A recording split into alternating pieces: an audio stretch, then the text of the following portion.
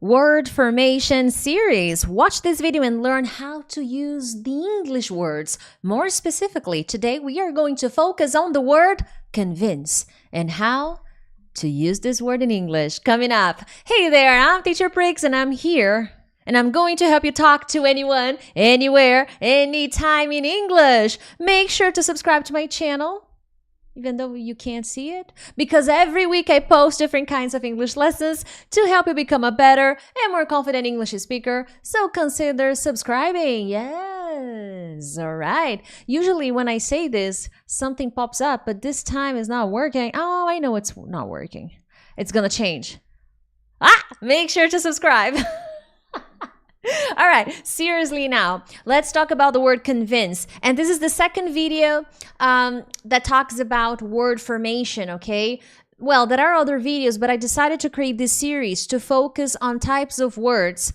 And in each video, I'm going to focus on one word, and you'll see that it is a challenge. It's interesting. So last week, I focused on one word. We talked about product, and now we're going to focus on convince and how to use it. You know, the word formation and its variations. That's what I want to show you.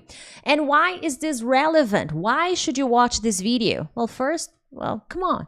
Support the channel. But just kidding. You should watch because it's part of English fluency, understanding the types of words, especially at this level. Here on my channel, I don't focus on beginners. I focus on pre-intermediate, intermediate students, advanced students, because this lesson is really advanced. It's not really for real beginners, okay? So this is going to help you boost your vocabulary and as a result, conversation skills. Word formation is essential if you want to speak clearly and confidently. So whether you are intermediate or upper intermediate, advanced, you gotta work on word formation. I do this every week. I study word formation. That's why I made the decision to come up with this lesson here on my channel, because I study this every week. So I thought, I gotta make my subscribers do the same. But anyway, this is also something that I do with my students in the academy. In every module in my program, they learn vocabulary. They learn how to use the words. And when they post examples to me on the platform, I help them understand, oh, okay, this word you're using, not cool. This is a verb. You're using it as a noun. That doesn't work. So I'm always giving them feedback. And not to mention the live workshops that I give my students from my academy. It is important to work on vocabulary, and working on words, understanding the types of words is essential, okay? But that being said, let's go. Types of words, just a quick review. I talked about this before, but I'm always going to do this quick review just to show you that, okay, types of words, nouns, verbs, adjectives, adverbs, there are other types, okay? Prepositions, conjunctions, but I want to focus on the ones that will help you a lot when making a sentence. That's where students get really confused, okay? They confuse nouns, verbs, adjectives, adverbs, and this can make a conversation really complicated, okay? These are the ones I'm going to focus here in this series, in the word formation series, okay? Now, convince. This word is a verb, okay? There you have it. This word is a verb. I'm going to show you some variations. And basically, this means that you're making someone, or even yourself, believe that something is true. So let's say you don't believe in Santa Claus, okay? You don't believe Santa Claus, right? Don't believe the guy's not real. And then you were watching this video with Teacher Prix, and I start to tell you, no, but Santa, and this, and yada, yada, yada, you know, and that. And then after 30 minutes, I convince you that Santa Claus is real. Santa baby. So I finally convince you, you know, that Santa Claus is real. I make you believe, I convince you. Is that clear? Did I convince you? Fine, okay, it's a very cheesy example, but I just want to show you the definition, okay? This is a verb. And here I'm using the verb in this example. She convinced me that renting a car would be a better idea. This is a real example. Last week or 2 weeks ago, I'm not sure, 2 weeks ago, I traveled to another city. And my friend convinced me that renting a car was a better idea, okay? Because at first I didn't want to rent a car. I was like, you know what? We're not going to drive that much. We don't need a car. But then she explained and convinced me that renting a car would be much better. And she was right. Okay? So that's the idea. And here I'm showing you another example. I've been trying to convince my sister to see a doctor, but she keeps telling me she's okay. I hate that. I hate it that I cannot convince my sister to see a doctor. I think she should go see a doctor, do a checkup, Actually, I tell everybody that. Hey, you should see a doctor every year, do a checkup, because you never know. You never know, okay? Just saying. But anyway, so this is a verb, okay? Simple past, regular verb, convinced. There you have it. Next one. See, now we have the variation. This is the word formation that I'm sharing with you, okay? Convince is an action. Awesome, very nice. But then we have variations. Typically, when you have a word formation, you're going to change the beginning, not always the beginning, it depends, okay? But you change the beginning and the end, the prefix and the suffix. There may be more changes, okay? But these are typically what happens. There may be an additional word. That's what I'm trying to say. We have the prefix and the suffix, but depending on the variation, you may even have an extra word, okay? Like, what was the word? Counterproductive that I did last week. Productive. And then counterproductive was another option. So I added another word. So that is possible when I'm talking about word formation. But here I have convincing. But you could be thinking, wow, Priscilla, ing, that's gerund. In this case, I'm not using convincing as a verb. I am convincing my sister to go to the doctor. It's strange to use continuous, okay?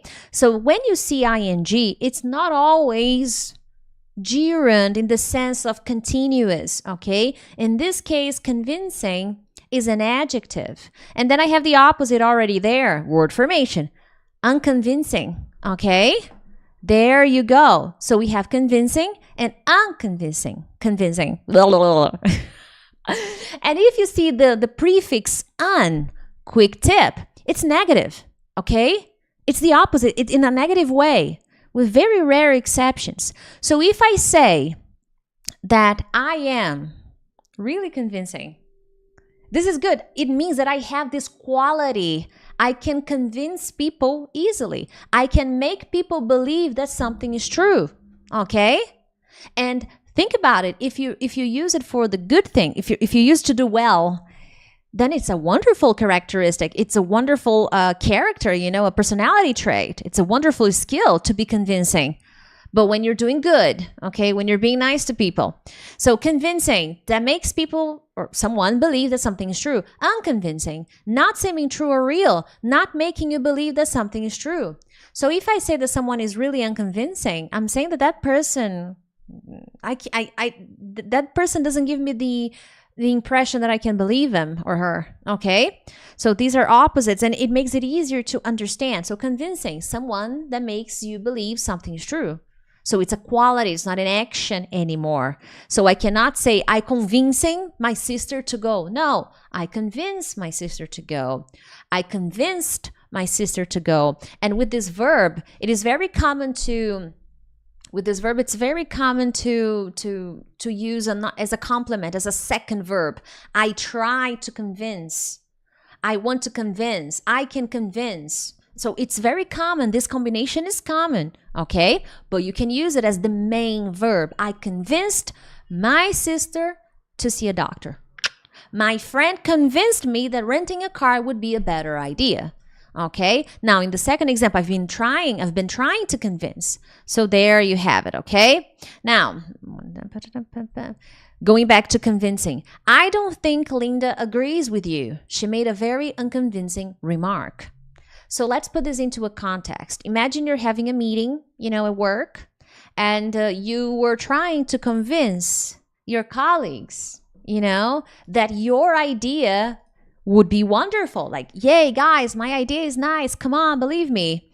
And then at the end, Linda, the manager, maybe she's the manager, or maybe she's just a colleague. She makes some observations about your idea, but they are very unconvincing, you know? And after the meeting, I can look at you and say, hey, Mark, I don't know. I don't think Linda agrees with you. Why? Well, did you see her comment? Really unconvincing. Come on, man. We got to talk to her in person. Okay, let's book a call and just talk to her because we need Linda on our side to keep going with this idea.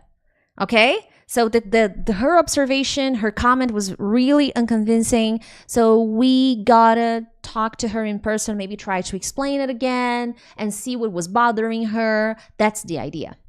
Now, second example with convincing. Should we believe Peter's story? Well. Oh, this is a common verb and word combination. Okay, word combination, when I say, what I'm trying to say is a common collocation. Sound convincing.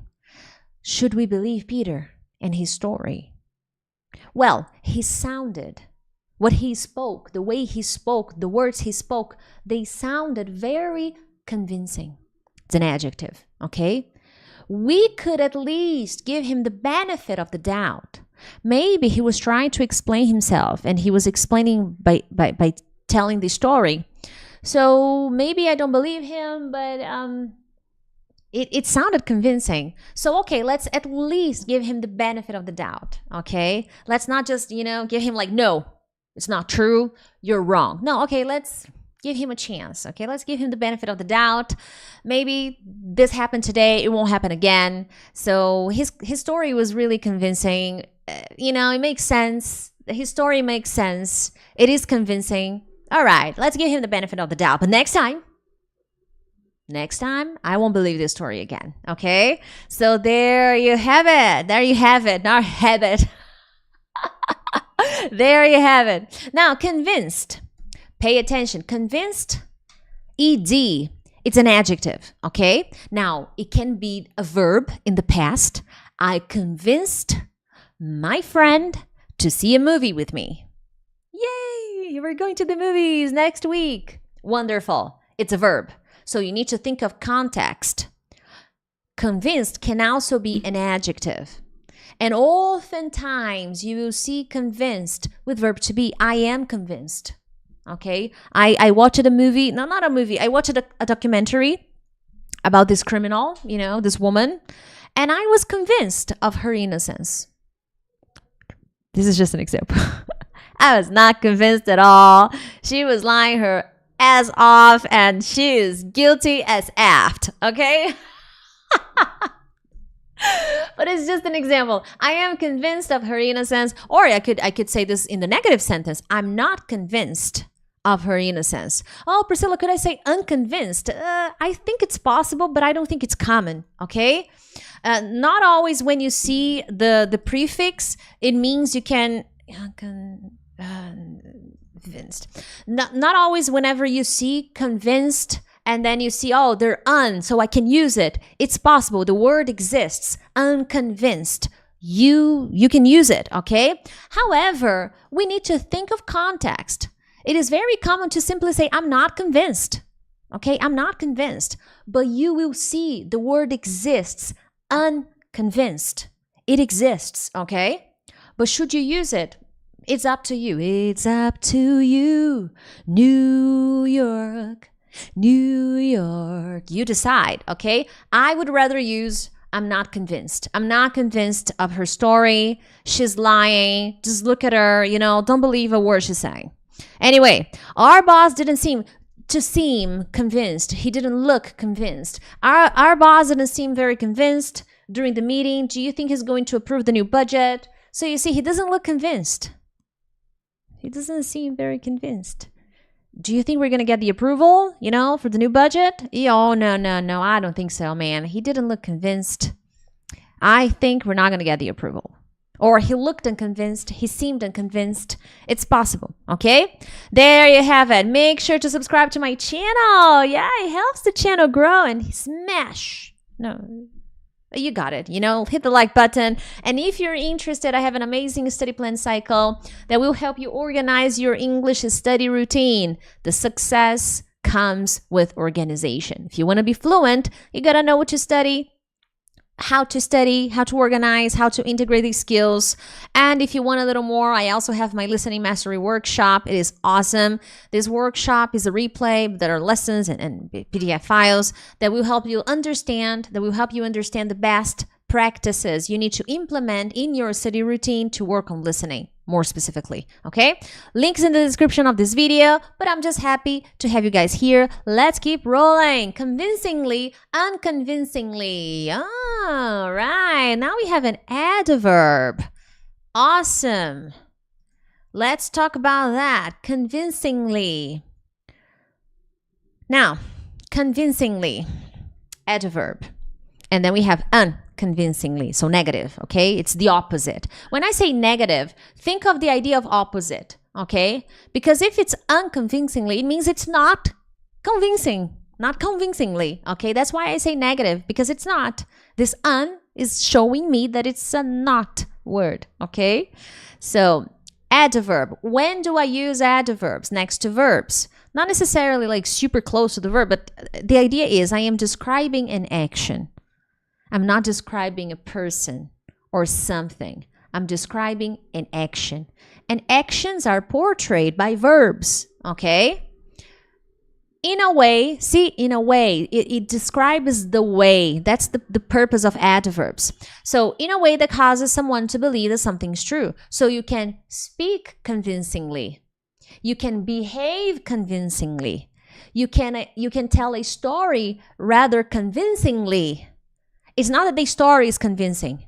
It's the way you tell the story that's convincingly. See the difference? My story is convincing. Adjective. I'm giving the quality to my story, a convincing story. I'm telling a story in a convincing way.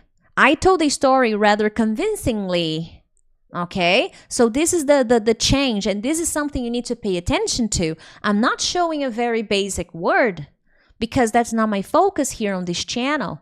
That's why I'm showing you the variations, and I will keep coming with different verbs and different verbs. And if you have suggestions of words, you can bring me the suggestions. Just keep in mind that last week I did this, and your suggestions were related to grammar, not to words. Just to show you that this is advanced stuff, and many people don't study this. Talking about word formation, sometimes people come, oh, talk about must. Well, that's grammar, okay?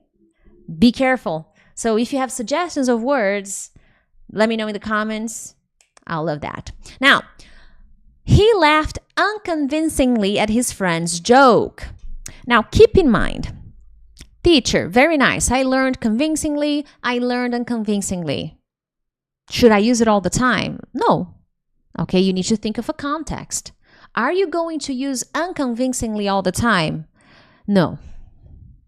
No. You're not. But you may hear it. You may see it in movies. You may see it in documentaries. You may see it in the news. Now you know what it is, okay?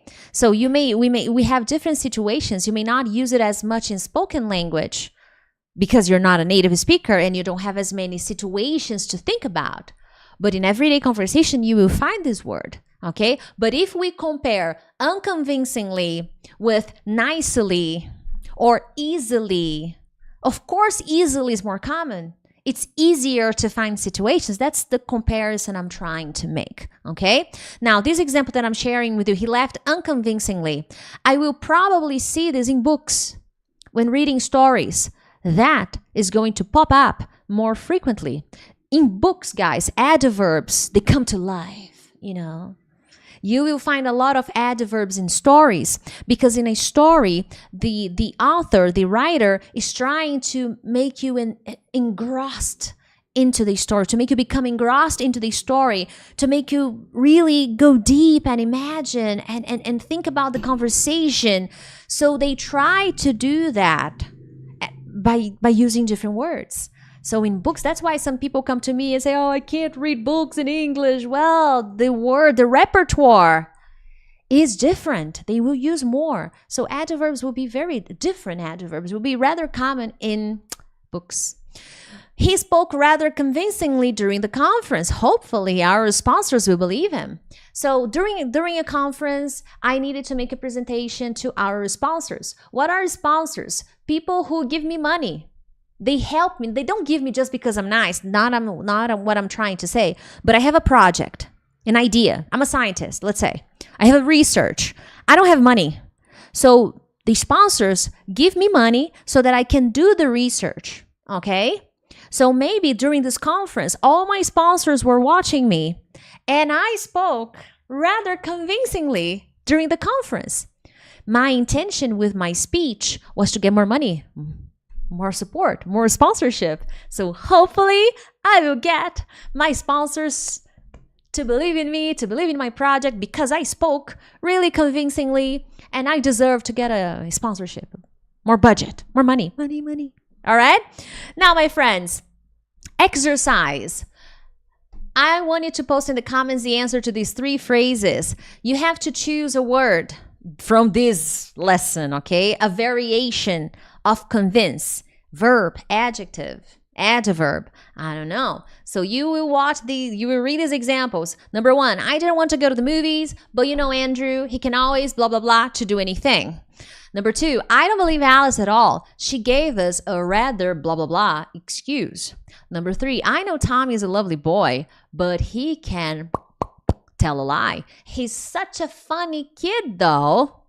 So these are the 3 phrases. You will use a variation of word formation of the word convince. Challenge, okay? If you want more, my friends, keep watching this channel. Get my study plan cycle. But other than that, I'll see you next time. Bye.